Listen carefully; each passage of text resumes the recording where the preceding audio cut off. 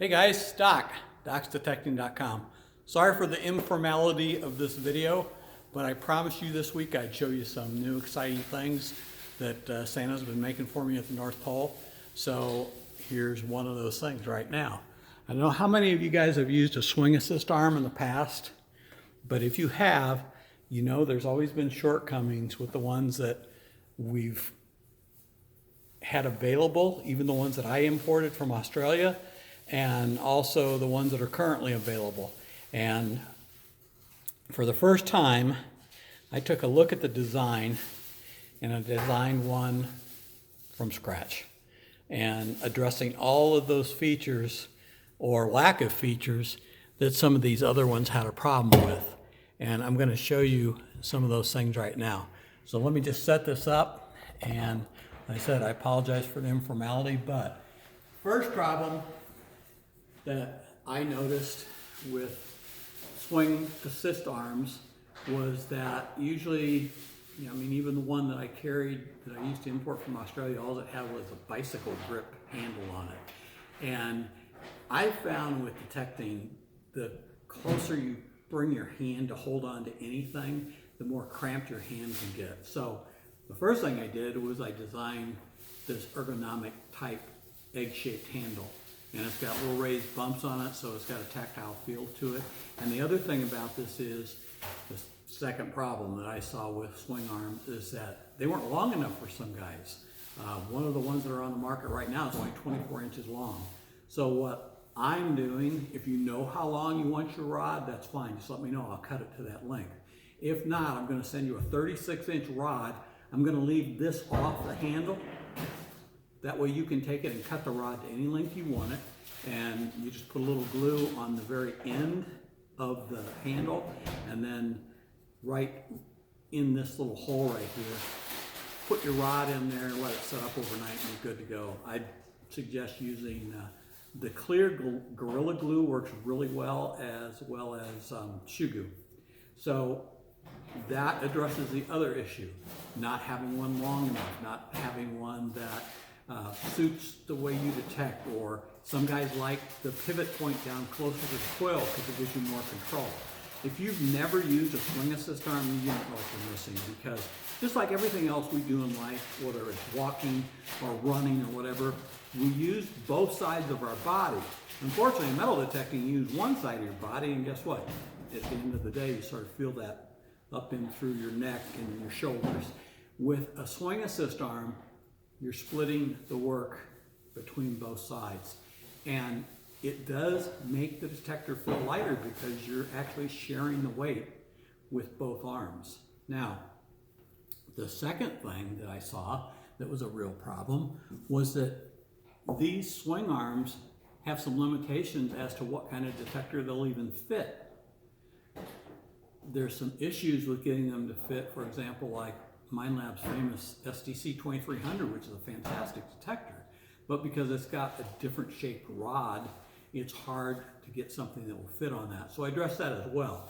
This design with this rubber strap, as you can see, it's the rubber strap that conforms to just about any design you have in a rod, whether it be triangular or square or obviously the round rod. And so you just adjust it accordingly, then bring it over the little snap right there, and it holds it on. Third thing I've seen is that usually there's no place to put the swing arm if you don't want to use it. Maybe you're just going to swing one-handed for a while. Maybe you're going to carry your pick with your other hand. Well, I designed a clip. So the clip clips right on to your swing assist arm. And that way, if you don't want to use it, you can bring it right into the rod, snap it on, and it's there, and it stays there until you want to use it again. One of the big issues is the pivot point. Okay, so the pivot point has always been a big problem. The ones that I used to bring over from Australia, they use a flat piece of plastic, and while it would pivot out and away from the rod, okay, if you happen to go too far this way or that way, it had a little bit of a flex to it, but not enough. You'd snap that piece of plastic right in half. Again, with some of the ones that are currently on the market, They're using various designs, but they don't allow you much latitude in terms of if you move it up or down, you're going to crack it right at the pivot point. So I don't even want to go into what the prototyping and the molds, the plastic molds, or the metal molds to do the plastic was for this. But I designed this pivot point. Okay, so here, it pivots out and away from the rod like all of them do. But if you notice something, look at this. You can go 360 degrees because this is a ball joint right here. So you're not going to snap anything anymore, okay? You want to go this way, you want to go this way, you can go any way you want to with this particular pivot joint. So these are going to be available. Rob Allison and Chris Golson and Bill Southern, those are my top 3 dealers in the United States. They'll each get 5 of these because I don't have a lot of them right now. I just had them send me the first 50 off the line. So we have limited supply. But if you've never used a swing assist arm, you're going to love this because it's going to make your life a lot easier. So, and it just makes detecting more enjoyable.